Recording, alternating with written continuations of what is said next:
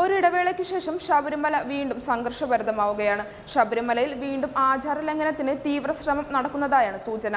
ഇത് വീണ്ടും ശബരിമലയെ കൂടുതൽ സംഘർഷാവസ്ഥയിലേക്ക് എത്തിക്കുമെന്നത് തീർച്ച.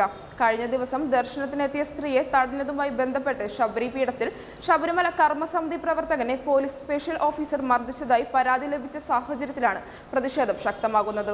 ചങ്ങനാശ്ശേരി മഞ്ചാടിക്കര സ്വദേശി ഗണേശനാണ് മർദ്ദനമേറ്റത്.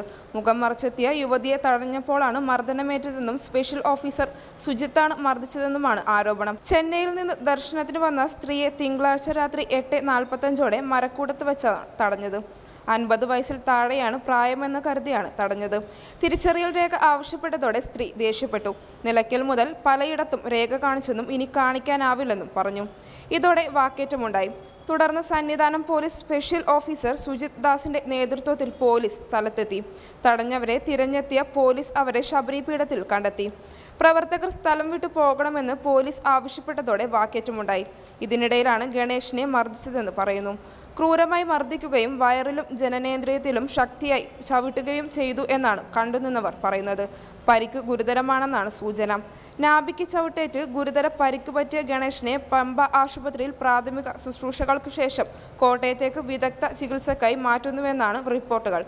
എന്നാൽ മർദ്ദിച്ചിട്ടില്ലെന്ന് SO സുജിത് ദാസ് പറയുന്നു.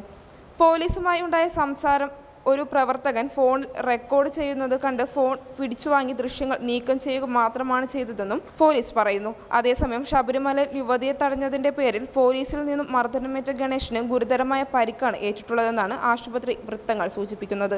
പോലീസ് ആംബുലൻസ് പോലും നിഷേധിച്ചതായാണ് ഭക്തർ ആരോപിക്കുന്നത്. 7 വയസ്സുവരെ സംസാരിക്കാതിരുന്ന ഗണേശൻ പതിവായി എല്ലാ വർഷവും മല ചവിട്ടുമായിരുന്നു എന്നാണ് ബന്ധുക്കൾ പറയുന്നത്. സംസാരശേഷി തിരിച്ചു കിട്ടിയതിനു ശേഷമാണ് മുടങ്ങാതെ ഗണേശൻ മല ചവിട്ടാൻ ആരംഭിച്ചത്. അതേസമയം ഇതര സംസ്ഥാനങ്ങളിൽ നിന്നുള്ള യുവതികൾ ടൂർ പാക്കേജിന്റെ പേര് പറഞ്ഞാണ് ശബരിമലയിലേക്ക് എത്തുന്നത്. ആന്ധ്രയിൽ നിന്നും ശബരിമല ദർശനത്തിന് 2 ദിവസമായി തുടർച്ചയായി സ്ത്രീകളെത്തി. ഇന്നലെ എത്തിയ 6 യുവതികൾ അടങ്ങുന്ന സംഘത്തെ മരക്കൂട്ടത്ത് വെച്ച് തടഞ്ഞ ശേഷം തിരിച്ചയക്കുകയായിരുന്നു. ഇന്നലെ ഉച്ചയ്ക്കാണ് സംഭവം നടന്നത്. ടൂർ കമ്പനി നൽകിയ തിരിച്ചറിയൽ കാർഡിൽ എല്ലാവരുടെയും വയസ്സ് 50-ൽ കൂടുതലാണെന്നാണ് കാണിച്ചിരുന്നത്. എന്നാൽ പ്രായത്തിൽ സംശയം തോന്നിയ കർമ്മസമിതി പ്രവർത്തകർ ചോദിച്ചപ്പോൾ യുവതികൾ യഥാർത്ഥ പ്രായം പറയുകയും ചെയ്തു. ശബരിമലയിലെ പ്രശ്നങ്ങൾ പറഞ്ഞു മനസ്സിലാക്കിയതോടെ ഇവർ മടങ്ങിപ്പോവുകയായിരുന്നു. ഞായറാഴ്ച അർദ്ധരാത്രിയിലും ഇത്തരത്തിൽ 4 യുവതികൾ എത്തിയിരുന്നു. ഇവരെയും തിരിച്ചയച്ചു. തമിഴ്നാട്ടിൽ നിന്നും ആന്ധ്രയിൽ നിന്നും നിരവധി സ്ത്രീകൾ ടൂർ പാക്കേജിൽ ഇപ്പോൾ ശബരിമലയിൽ എത്തുന്നുണ്ട്. അതേസമയം യുവതികൾ സംഘമായി ശബരിമലയിലേക്ക് ദർശനത്തിനെത്തുന്നതിന് പിന്നിൽ ഏതെങ്കിലും തരത്തിലുള്ള ആസൂത്രിതമായ നീക്കമുണ്ടോ എന്ന സംശയമാണ് ഉയരുന്നത്. യുവതീ പ്രവേശന വിഷയം സുപ്രീം കോടതിയുടെ പരിഗണനയിൽ നിൽക്കുന്ന സമയത്തു തന്നെ യുവതികൾ തുടർച്ചയായി എത്തുന്നതും ശ്രദ്ധേയമാണ്. പോലീസ് സുരക്ഷയില്ലാത്ത സമയത്താണ് യുവതികൾ കൂടുതലും എത്തുന്നത്. എന്തായാലും സന്നിധാനത്ത് അയ്യപ്പ ഭക്തനെ മർദ്ദിച്ച് അവശനാക്കിയ SPയെ സർവീസിൽ നിന്ന് സസ്പെൻഡ് ചെയ്യണമെന്നാണ് വിശ്വ ഹിന്ദു പരിഷത്ത് ആവശ്യപ്പെടുന്നത്. News desk top news Kerala.